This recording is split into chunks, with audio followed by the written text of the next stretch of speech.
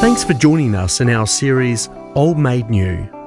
As a homeschool family, we are working together with the help of a few friends to self-build a home studio.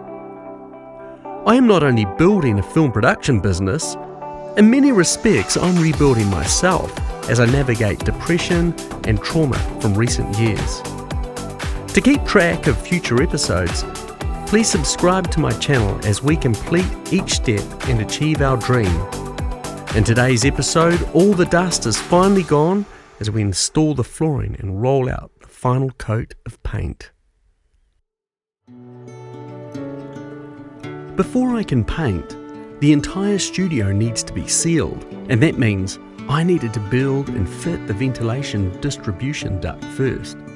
Making the studio airtight is one of the best ways to reduce higher frequency sound leaking through. As the studio will be a workspace for myself and others, ventilation is crucial to allow clean, breathable air. My solution is to force this fresh air through a maze of acoustic ducting to dampen the majority of external noise by the time it enters the studio. This triangular box is where the air is drawn in by the pump in the ceiling and where it re-enters the studio below. With a hole in each end, I can split the airflow and spread out the ducting to the corners instead of the usual central location, which can cause a low rumble on mics that might be placed in that zone. For now, I just need to get the centre cabinet sealed so I can start the first coat of paint. From the cladding to the jib, there are many layers. Where their exterior deals with weather tightness, the internal lining is made to be aesthetically pleasing. Depending on the material, most surfaces will require some form of undercoat or primer, followed by 2 top coats. And before the final coat can go on, there needs to be a lot of preparation, plastering, filling, sanding and dusting. Because we are rolling the paint on, we thought best to cut in around the edges to make sure there is great coverage. Jay has his first go at painting and did a great job. As the first coat of paint went on, I could tell the plaster had dried and had done its job. The sanding and dusting was also good, which meant there would not be any unsightly flaws in the surface.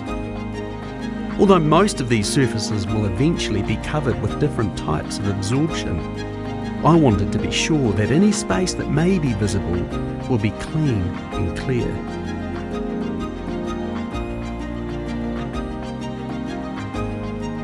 Feeling so far behind, I found myself painting early in the day, and with the aid of a work light, I could keep rolling paint into the small hours of the morning.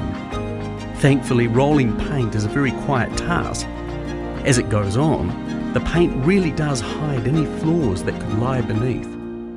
What was once a stained tapestry of jib and sanded plaster, stitched together with hundreds of screws and glue, is quickly becoming crisp white walls and ceilings. A space that will become very much a familiar space. A space to what was once a dream and now becoming tangible.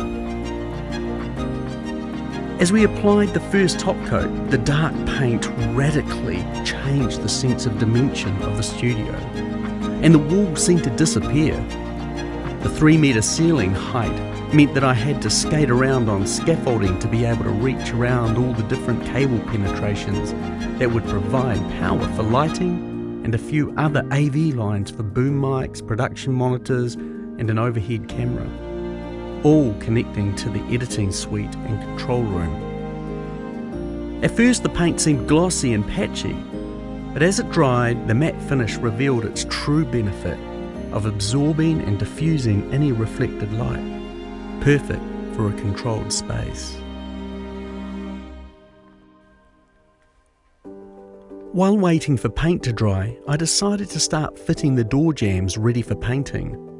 It took a lot of thought on how to arrange the doors for flow and security, as I wanted to be able to move gear in and out easily when filming off-site. I also wanted keyless locks, and Unify access locks were a good option with the Ubiquiti network router I'll be using. With the studio jambs sealed, the workshop door is next. These are both heavy, solid core doors suitable for noise reduction. A perimeter and drop seal will also be installed to ensure the door is kept airtight, even under the door, as any gap will create a whistle when the ventilation system is working. Although not required, I also sealed the workshop door to reduce any external noise coming through the roller door. Now that the undercoat was dry, Catherine and I measured for the coving to be installed. With the studio painting almost complete, the studio floor became the new storage space for the long lengths of coving.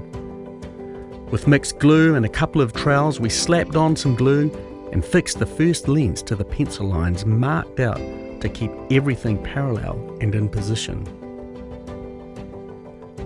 We were soon in the swing of things, and the only challenges we faced was balancing on the wall and scaffolding while dodging all the messy glue oozing out from under the newly placed coving.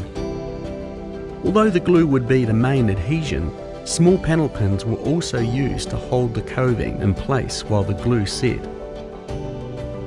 Working with miter cuts is always a challenge and easily messed up, so I always did a dry test fit before adding glue to ensure a snug fit could be achieved. Once all the shorter lengths were fixed in place, I was able to install the shorter lengths by myself. The next day I was keen and ready to start undercoating the coving, and this is where we decided to paint the timber beams. I realised that although we had been careful to keep paint and glue off the exposed beams, it seemed visually better to hide them. Where the studio is a dark space, the editing space would be filled with light. Finishing the ceiling coats before starting the top coats on the walls means there is no chance of dropping ceiling paint onto the walls below, a different shade of white. As I worked my way around the room, the space was really coming into its own. It could be cosy as well as cavernous because of the immense light reflected from the skylight above.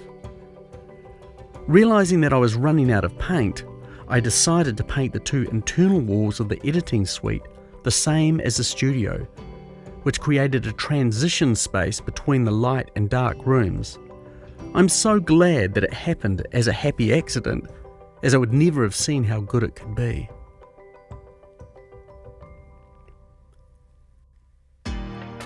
If you've ever installed a network patch panel, you have spent some time considering where each terminal should terminate.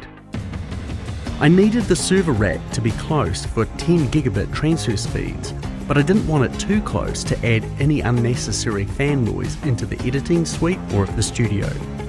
The terminal tester shows a great connection, so it's on to the rest of the 24 terminals, a total of 192 individual wires, all terminated in the correct order. Of course, each wire also terminates somewhere else in the studio, so having a clear label on each cable ensures nothing gets mixed up.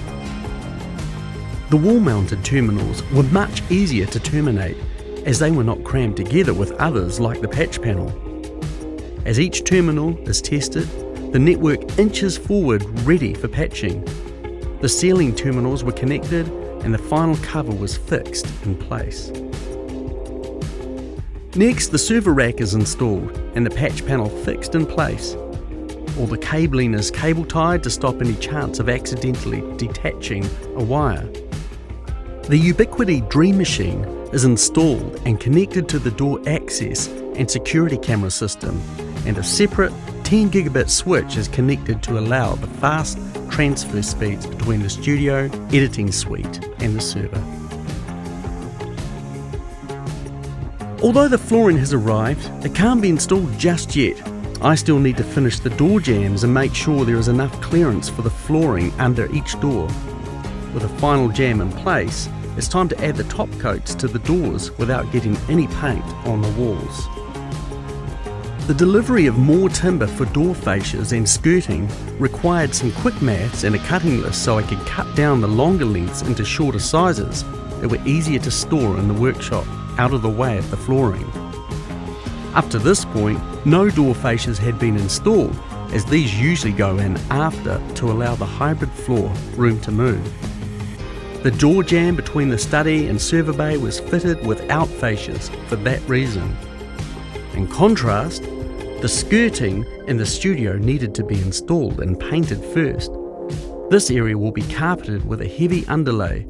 Although the paint is the same colour as the wall, I decided this time we would use gloss, and because of the curved profile at the top, it creates a fine reflective line around the whole room.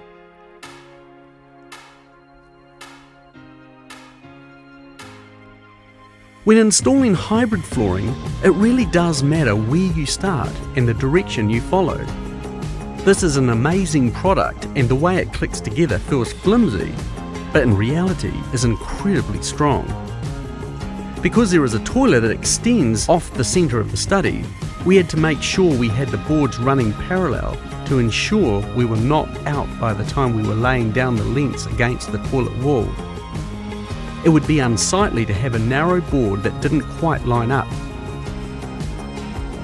Meanwhile, in the studio, the carpet has been installed. First, the smooth edge is fixed to the concrete around the perimeter with a Ramset nail gun. Next, the heavy-duty underlay is laid out and taped together, followed closely by our special wool carpet that was brought from a closing down sale. Although it would have a few joins, we were able to get all the flooring, including installation, for a fraction of the price, and that is a good thing as the budget gradually shrinks with each new build.